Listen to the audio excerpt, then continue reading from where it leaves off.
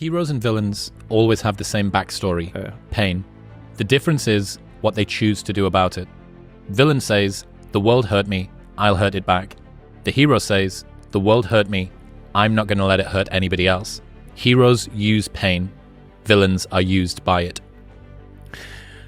And full kudos here, this is a permutation of what Donald Miller said, who's a great writer, and he has a number of books. And he talked about the first element. The second element of that quote is the part that I added to it, about heroes using pain and villains being used by it.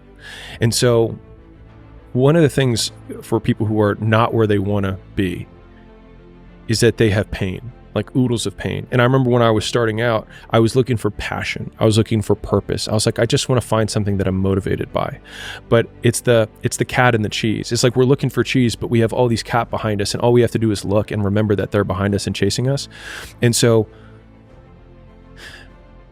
if you have the cat and you're staying in your current situation, you're being used by the cat, right? You're being used by the business owner who, it doesn't treat you well and is, and you're in this job that you don't really want to be in, right? Or you're being used by the situation or the context of the relationship that you're in with the girl that you're like not that into, right? Versus saying like, this is terrible. And because of this terribleness, I now have something that I can run away from.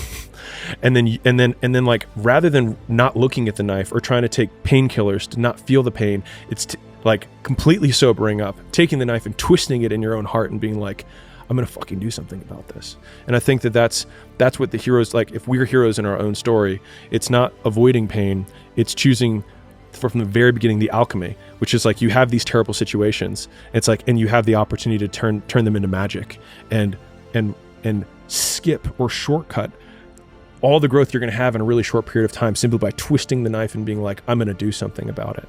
Yeah, I think because people presume in the beginning that passion and purpose and meaning and joy and fulfillment are the things that get people going. But as I've said, of all of the high performers that I've spoken to, the vast majority of them are driven by insufficiency and resentment and terrible parents or terrible upbringings or a chip on their shoulder about bullies in school. Pick your poison. They have decided to use that to create the activation energy, right?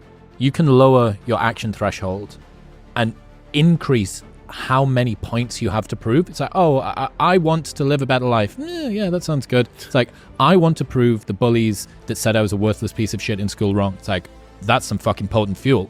I do believe that scaled over a long enough time, it's toxic. And I don't think that it's necessarily... How long?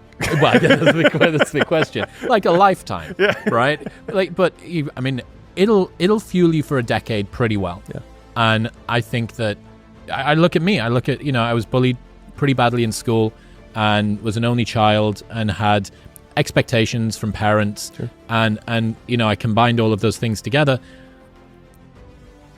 And I did have a chip on my shoulder, and I did want to prove to the world that I was worthwhile. And I did want people to realize that they had doubted the wrong person.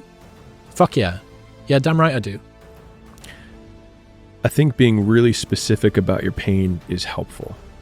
So, like, even being specific about the cheese, really specificity in general is helpful. But like, even more so, like, what is the twisting the pain? What is twisting the knife? Like, how do you operationalize twisting the knife, right? Instead of being like, I hate my life, right?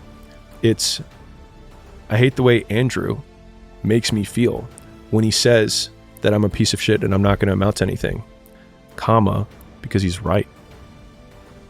Like, why does it hurt me? Like, if someone says, Alex, you're a piece of shit, you're not going to amount to anything. If someone accuses you of being poor or fat. Right. I'd be like, I have evidence to the contrary, so this will probably not bother me. But the things that bother us are the ones that have an element of truth, or sometimes not an element, are comprised almost entirely of truth, and we just don't want to look at it. And so I think it's the twisting the knife is looking in the mirror and saying, what if they're right?